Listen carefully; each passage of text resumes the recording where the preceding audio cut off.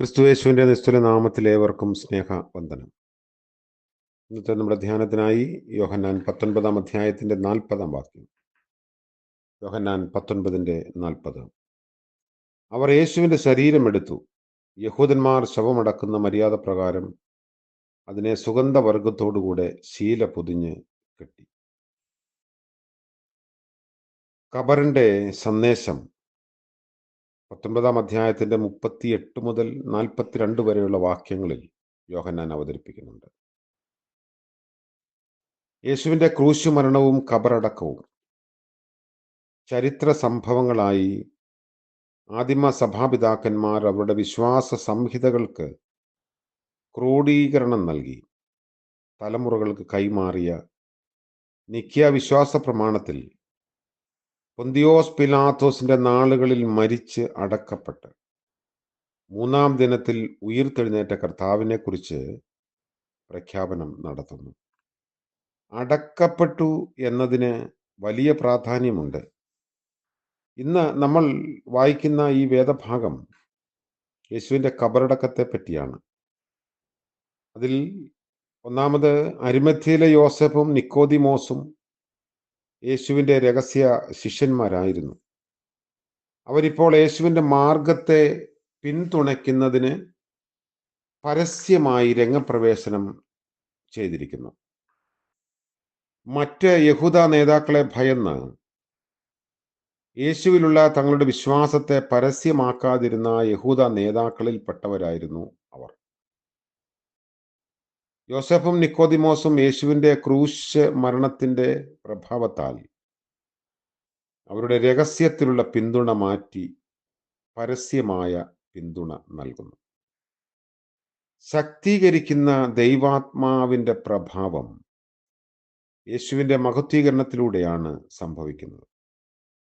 യേശു ക്രൂശിക്കപ്പെട്ടപ്പോൾ ആ മഹത്വീകരണം വ്യക്തമാക്കപ്പെടുന്നു. കുത്തിത്തുളയ്ക്കപ്പെട്ട കർത്താവിൻ്റെ വിലാവിൽ നിന്ന് രക്തവും വെള്ളവും പ്രവഹിച്ചു. പരിശുദ്ധാത്മാവിൻ്റെ പ്രതീകമായ വെള്ളം യേശുവിൻ്റെ രക്തത്തോടുകൂടെ കലർത്തപ്പെടുന്നതിലൂടെയാണ് ആത്മാവിൻ്റെ സാക്ഷ്യം പറയത്തക്ക വിധം ജനങ്ങൾ ശക്തീകരിക്കപ്പെടുന്നത്.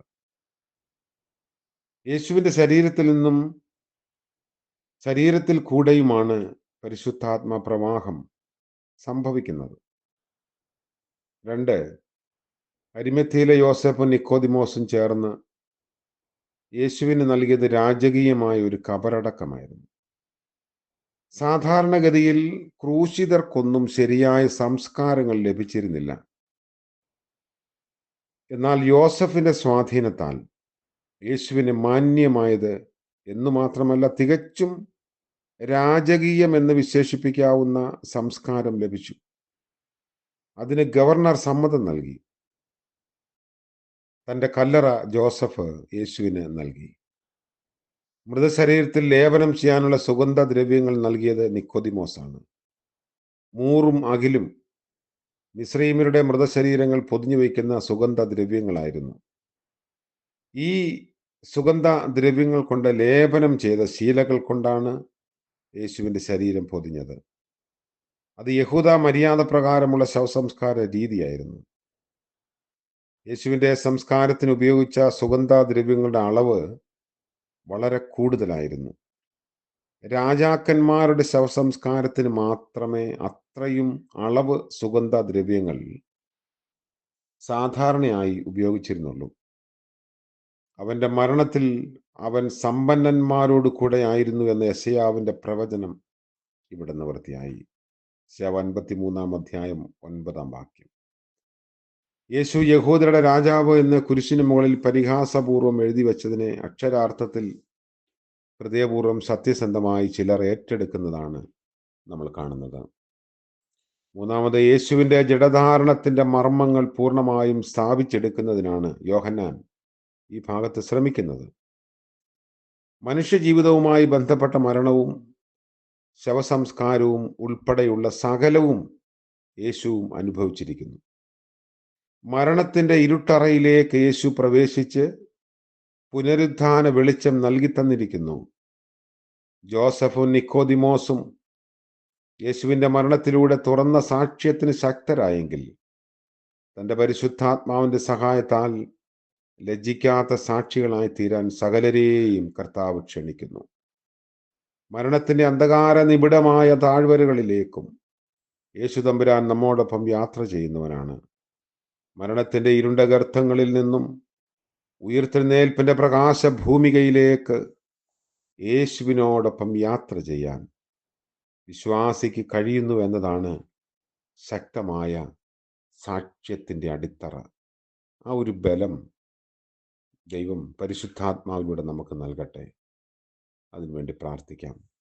ഞങ്ങളുടെ വാഴ്ത്തപ്പെട്ട കർത്താവേ, മനോഹരമായ പുതിയ ദിനത്തിൻ്റെ പ്രഭാതത്തിനായി സ്തോത്രം. മരണനിഴലിൽ താഴ്വരയെ പ്രകാശമാക്കുന്ന അവിടുത്തെ സാന്നിധ്യം ഞങ്ങൾക്ക് നൽകിയിരിക്കുന്നത് കൊണ്ട് ഞങ്ങൾ അങ്ങയെ മഹത്വപ്പെടുത്തുന്നു.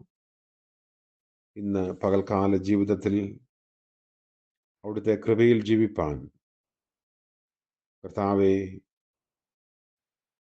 അവിടുത്തെ സഹനതകളും ഉദ്ധാനവും ഞങ്ങളുടെ ജീവിതത്തെ പ്രകാശപൂർണമാക്കുവാനും സഹായിക്കണമേ. ഇന്ന് ജന്മദിനം ആഘോഷിക്കുന്നവരെയും വിവാഹവാർഷികം ആഘോഷിക്കുന്നവരെയും ഓർത്ത് പ്രാർത്ഥിക്കുന്നു.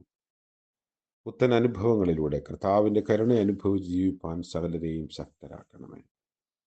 യേശു മശിഹായുടെ നാമത്തിൽ പ്രാർത്ഥിക്കുന്നു. കൃപയോടെ കേൾക്കുമാറാകണമേ. ആമേൻ. ഏക ദൈവത്തിൻ്റെ അനുഗ്രഹവും ആലോചനയും സാന്നിധ്യവും നമ്മോടുകൂടെ ഇന്നും എന്നേക്കും ഉണ്ടായിരിക്കുമാറാകട്ടെ. ആമേൻ.